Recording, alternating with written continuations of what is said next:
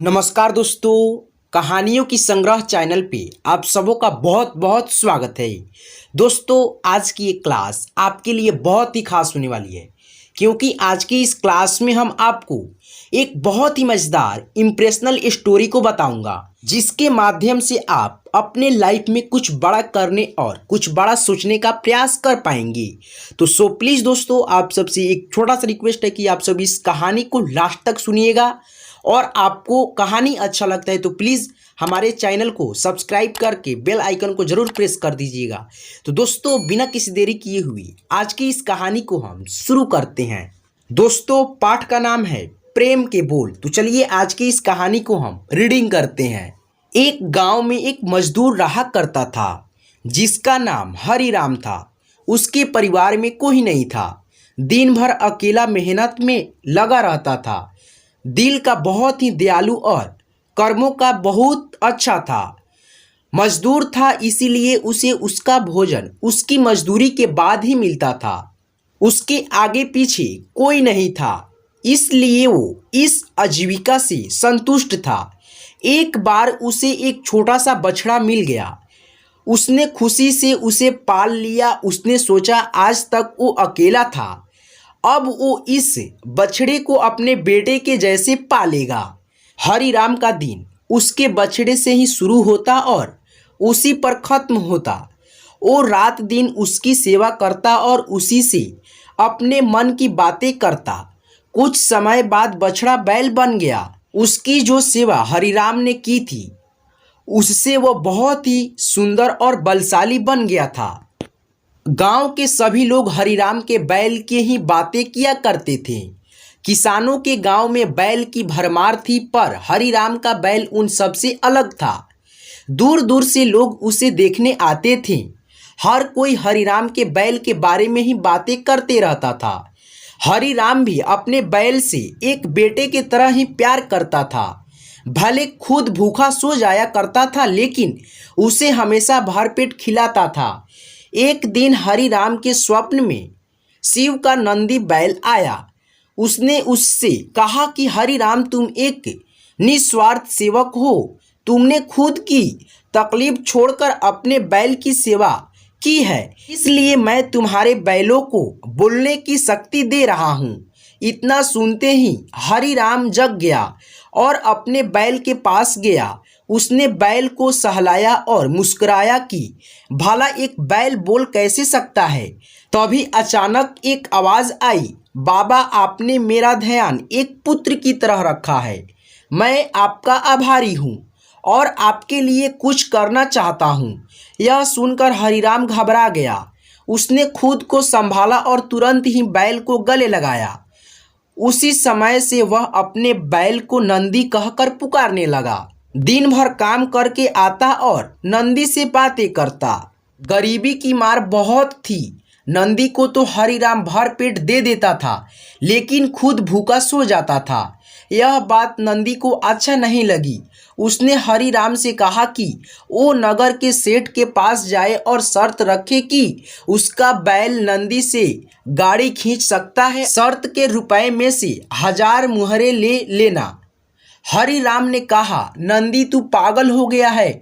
भला कोई बैल इतना भार वजन कर भी सकता है? मैं अपने जीवन में खुश हूँ, मुझे ये नहीं करना। लेकिन नंदी के बार बार आग्रह करने पर हरिराम को उसकी बात माननी पड़ी। एक दिन डरते डरते हरिराम सेठ दीनदयाल के घर पहुंचा।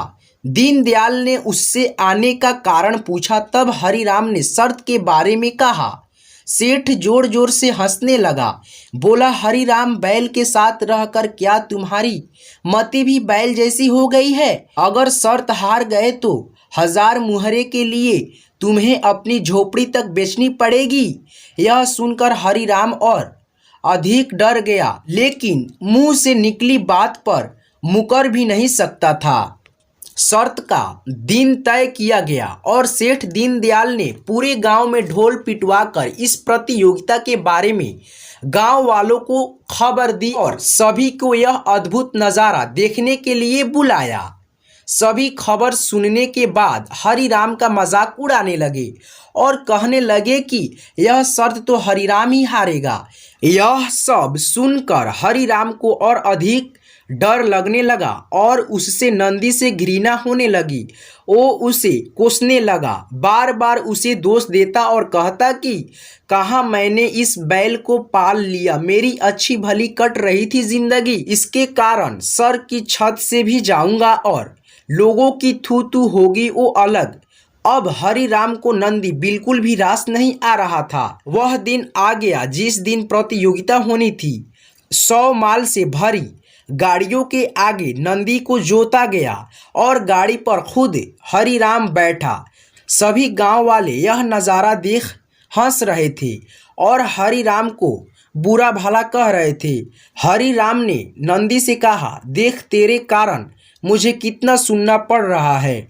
मैंने तुझे बेटे जैसे पाला था और तू मुझे सड़क पर लाने का काम किया। हरिराम के ऐसे घृणित शब्दों के कारण नंदी को गुस्सा आ गया और उसने ठान ली कि वो एक कदम भी आगे नहीं बढ़ाएगा और इस तरह हरिराम शर्त हार गया। सभी ने उसका मजाक उड़ाया और उसे अपनी झोपड़ी सेठ को देनी पड़ी। अब हरिराम नंदी के साथ मंदिर के बाहर पड़ा हुआ था और नंदी के सामने रो रो कर उसे कोस रहा था। उसकी बातें सुन नंदी को सहा नहीं गया और उसने कहा, बाबा हरिराम, यह सब तुम्हारे कारण हुआ।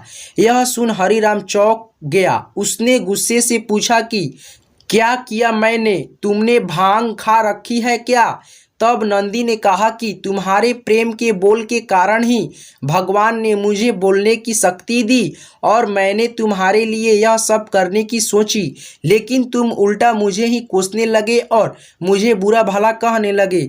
तब मैंने ठानी मैं तुम्हारे लिए कुछ नहीं करूँगा, लेकिन मैं तुमसे फिर से कहता हूँ कि मैं 100 गाड़ियाँ खींच सकता हूँ। तुम जाकर फिर से शर्त लगाओ और इस बार अपनी झोपड़ी और 1000 मुहरे के शर्त लगाना। हरिराम वही करता है और फिर से शर्त के अनुसार 100 गाड़ियाँ तैयार कर उस पर नंदी को जोता जाता है और फिर से उस पर हरिराम बैठता है और प्यार से सहलाकर उससे गाड़ियाँ खींचने को कहता है और इस बार नंदी यह कर दिखाता है, जिसे देख सब स्तब्ध रह जाते हैं और हरिराम शर्त जीत जाता है। सेठ दीनदयाल उसकी झोपड़ी और 1000 मुहरे दे देता है। तो इस कहानी की शिक्षा, प्रेम के बोल कहानी से यही शिक्षा मिलती है कि जीवन में प्रेम से ही किसी को जीता जा सकता है। कहते हैं प्रेम के सामने ईश्वर भी झुक जाता है, इसीलिए सभी को प्रेम के बोल ही बोलना चाहिए। तो दोस्तों आज के कहानी से हमें बहुत कुछ सीखने को मिला है। तो दोस्तों आप सबको इस कहानी से थोड़ा भी नॉलेज मिला हो तो प्लीज़ हमारे इस चैनल को सब्सक्राइब करके बेल आइकन को ज़रूर प्रेस कर दीजिएगा, ताकि आने वाली सभी वीडियो को नोटिफिकेशन सबसे पहले आपको मिलती रहे। तो दोस्तों फिर मिलेंगे अगले क्लास में अगली कहानी के साथ। जब तक के लिए धन्यवाद।